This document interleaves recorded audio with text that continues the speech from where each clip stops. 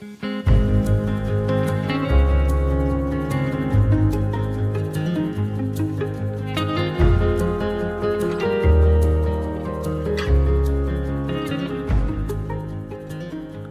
to This is Ag.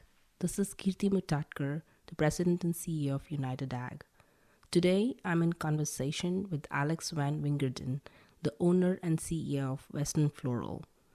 I had this conversation with Alex a month or two ago, but the reason I wanted to release it in December was because his story of Westland Floral and the other companies that he oversees is very connected to the holidays and the season.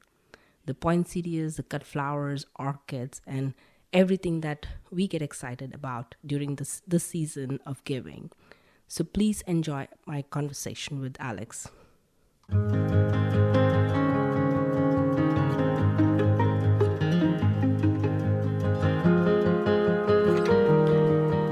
So Alex, I'm super excited to be here today. Really enjoyed the tour and the session that we had at lunch this afternoon. So excited to be in your office today. Well, thank you for coming, Kirti. It's been a nice day to hear your speech earlier, as well as to kind of show you what we do here in Carpinteria with Westland Floral, Gallup, Stribling, Alexander Ranch, and Ceres Farm. So I was here in Santa Barbara today talking to the Santa Barbara growers. I was actually a little bit nervous about that because usually when I give my speeches, I was telling Bridget, it's a little bit different. So I'm like, I don't know how it was received, but I'm such a story in connections and emotions and nostalgia. That's who I am. And so this is the reason this is special to talk to you, Alex, because I actually used to do CFO forums a couple years ago.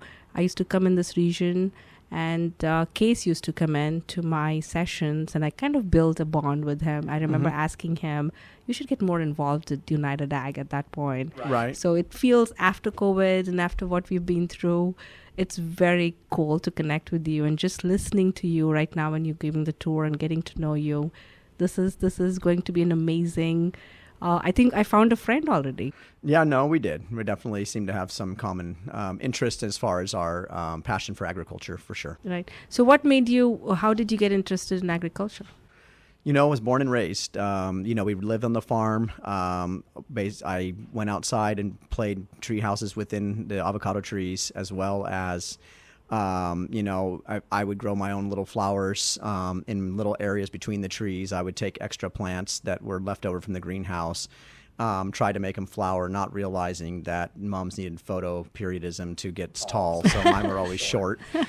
So we learned that a bit later in life. But, I was just, living in the house on the farm and just, interacting with the employees and having that, that was my space, was out and around the farm. And so we just started from there. That's really interesting. So you're my 11th podcast. And your story is very unique than what I've heard so far. So you actually grew up in a farm, right? Yes. Right here. And to be so passionate from your younger days, this is truly your passion then. It is. Like, I would try to sell what little flowers, employees came around or visitors, and, they were supporting me. Now, looking back, you realize it was not necessarily that they needed them, but they wanted to, I think try to, show that they liked what I was doing. So it was a very nice feeling at the time. That must be an amazing childhood. Yes, it was. And I have I like working with equipment and everything. So as soon as I was able to drive, I would start driving, tractors, trucks, and everything, probably at age 10. So that kind of kept me pretty motivated. Pretty much, that's where I spent my time, and tinkering with stuff like that. And then go to high school.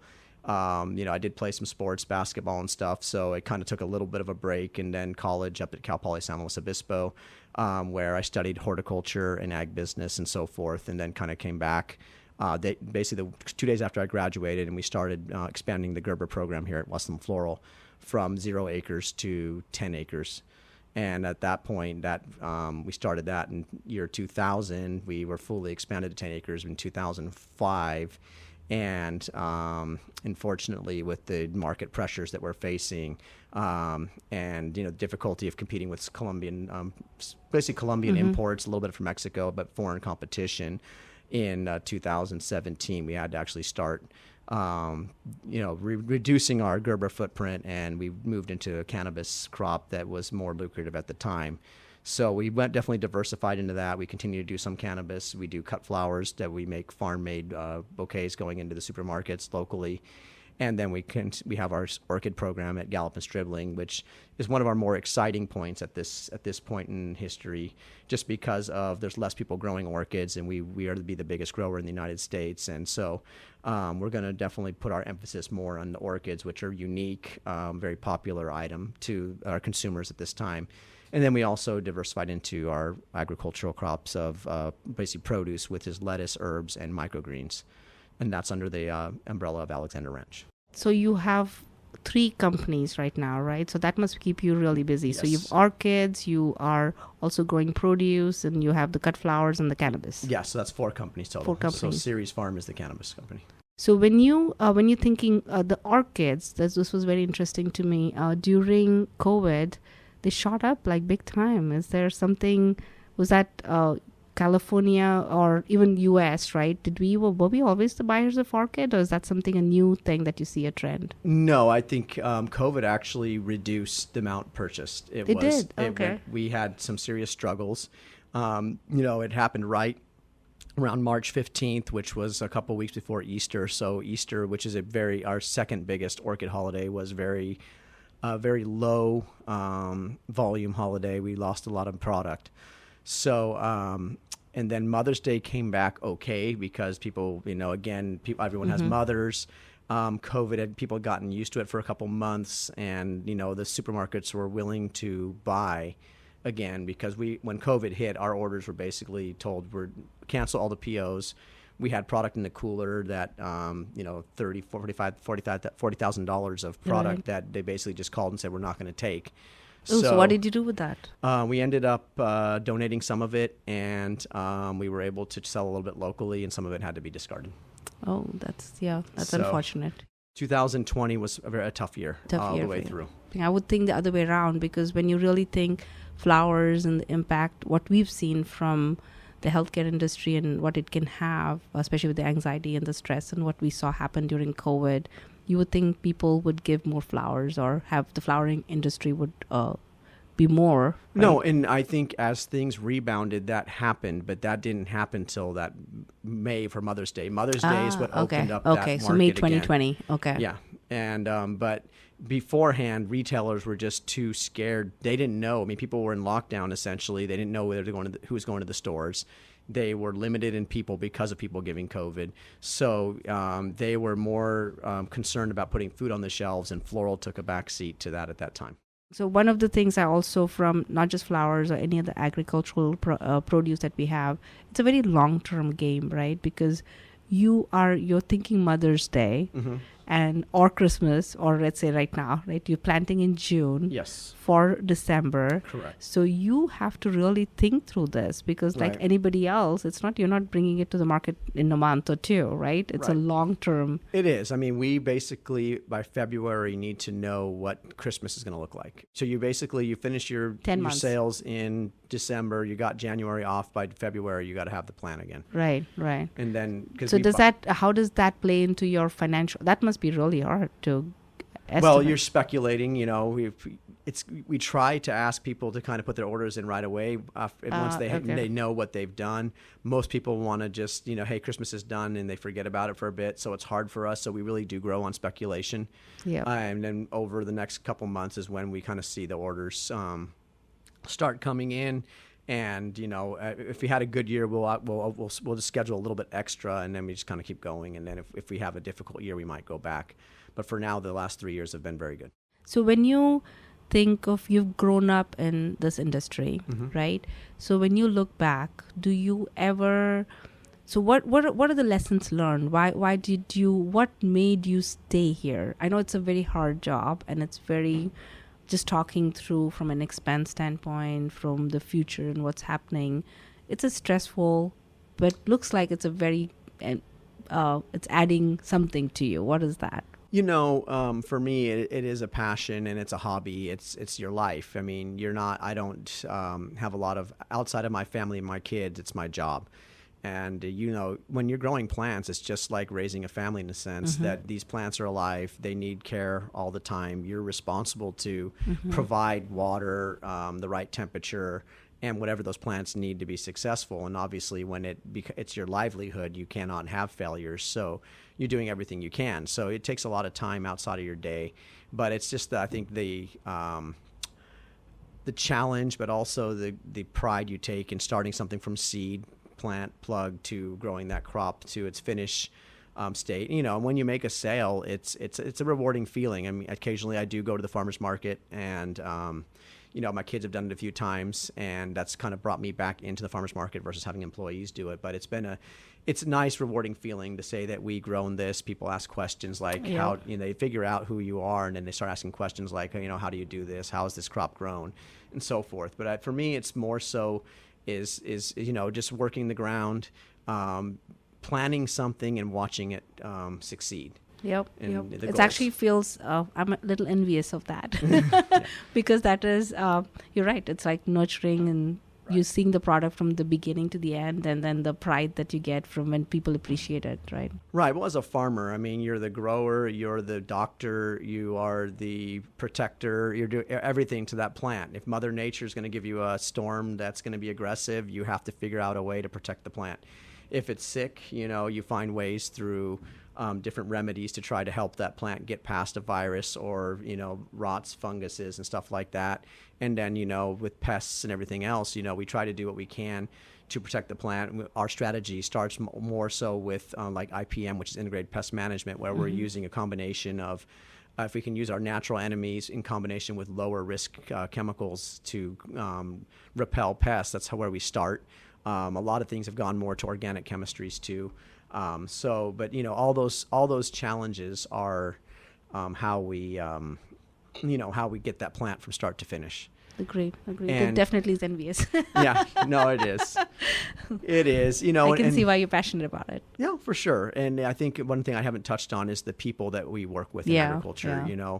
It's a very special group of employees. They all have that passion, and they will work long hours. They enjoy what they do, and we're as a team we deal with the challenges that Mother Nature gives us. But it's a very respectful, close-knit group, and everyone there really does enjoy. The long-term employees enjoy what they do, and so when you say what keeps you going through the pressures of challenges of the business part of agriculture, part of it is the people that are with you. Yep. And you want to make sure that make sure that they have a job to go to, and that they are happy, and you have a team, because with no team there's no success. You could have individual successes, but when you're talking a large business, you have to have the people behind you. Like I said, you're the 11th person I've talked to. Mm-hmm. This is exactly every podcast this is how this has come up, the people behind it. Right. And it feels really special, even from us at United Ag, right? The reason I decided to stay in this industry is I see that because we serve this industry, right? We're part of this industry. So I see that, and that people-centricness and the connection and what you get out of that fulfillment, it's beyond a monetary benefit that you would see. Right. It is absolutely. And, there's people that, it's, obviously we pay them for everything they do, but you could see that at some point they probably would do it if they weren't getting paid. And that's not what it's about, but that's the passion that's there. So do you see your next generation as passionate about this as you are? I'm not so sure.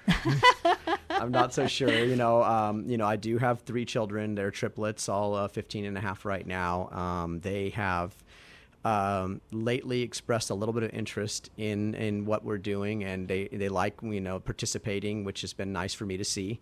But they have other passions too. So we'll see where it goes, but they're going to have to really want to be in ag in order to make it successful. But I'm optimistic that a couple of them might want to stay and join family business. And do some of them, one or two of them, come into and do what you used to do as a kid? No, they're not. They don't do as much. So, we're a little more careful these days too. That's true, with the equipment and all. Yes. We're more protective parents. That's very true. My wife it's very important to the safety of the kids. So things that I got away with is not something that they would do now. And we're in a society of more controls and more safety than 20, 30 years ago. That's true. That's across the board, not Yes. just here, but everywhere Right. else. I think it's a little bit to the detriment of the kids, but it is the world we live in today. They are safer, but you're missing out on things. Driving in the back of the pickup truck down the dirt road and stuff like that. It just doesn't happen anymore. So one of the things I'm trying to do through this is Ag, the podcast, is I don't know if there's a perception out there. I feel there is about agriculture. Mm-hmm. And what is it that you and I, for the role you play and the role I play, what can we do to get those messages out is one of the things I'm trying to do through this podcast. What are the stories of agriculture, if somebody maybe who doesn't understand our industry, what would you say to them? Well, there's such a large demographic of people. We as farmers don't really necessarily know what people know or what their perception of farming is. So I, as a farmer, have a perception of maybe what your general public person would think, and my feeling is they don't really understand the challenges or the process that it takes to produce a plant from start to finish, and what people go through to get to that finished product. And there's a lot of steps that take place, and the importance of importance of our staff and our people to make it happen.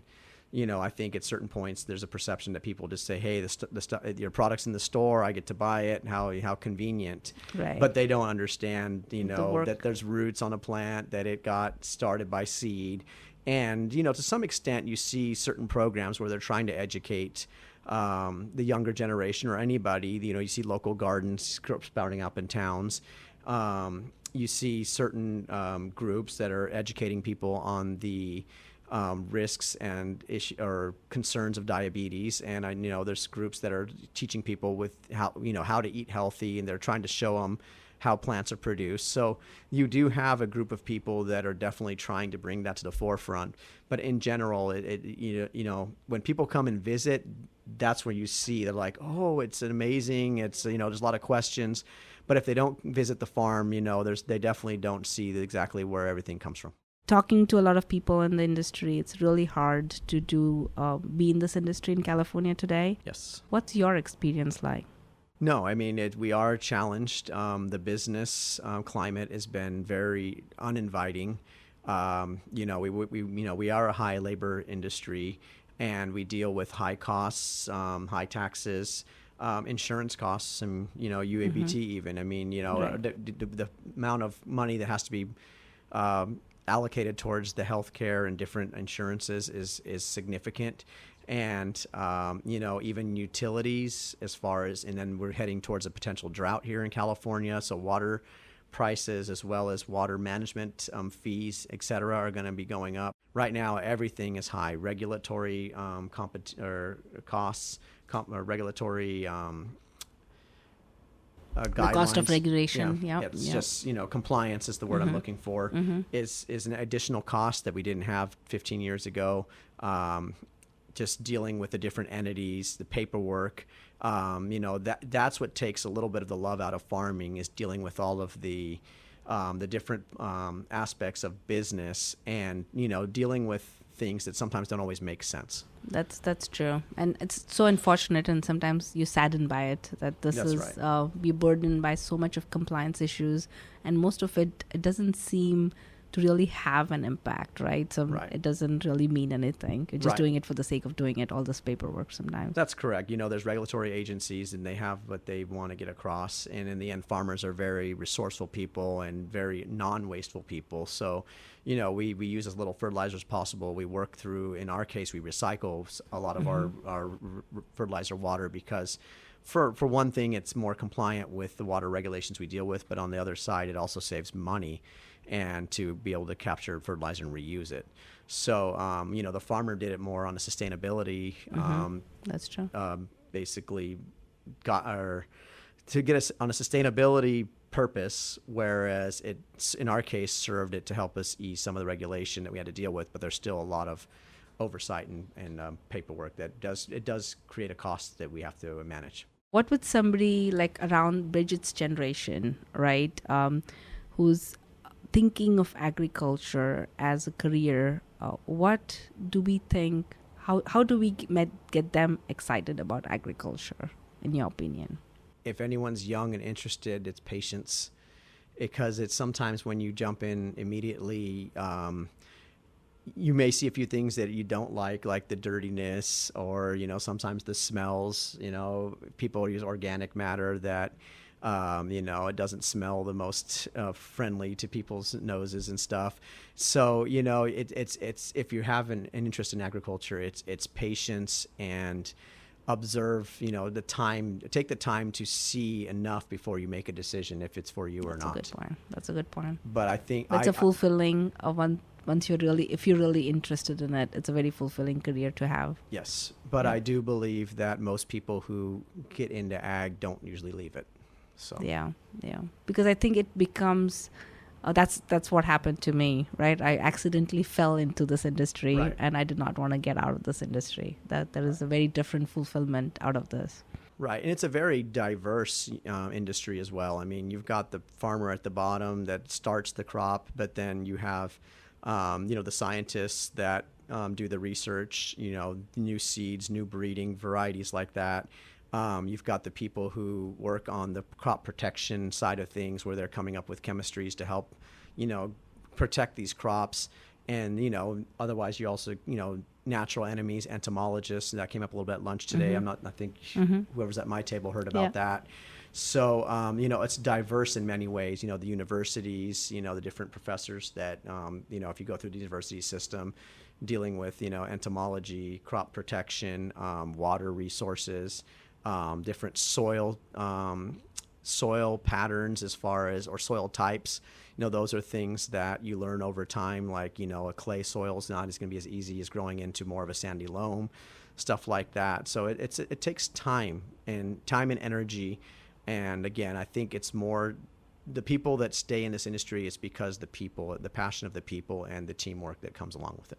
Yep. And like you said, it could be, agriculture is so diverse. If you're interested in science, you can be part of it. If you're interested in engineering, you can be part of it, right? There's so many of those skills that you need in agriculture that it's a diverse industry. So is there anything, Alex, any stories or anything that you feel you would like our listeners to know?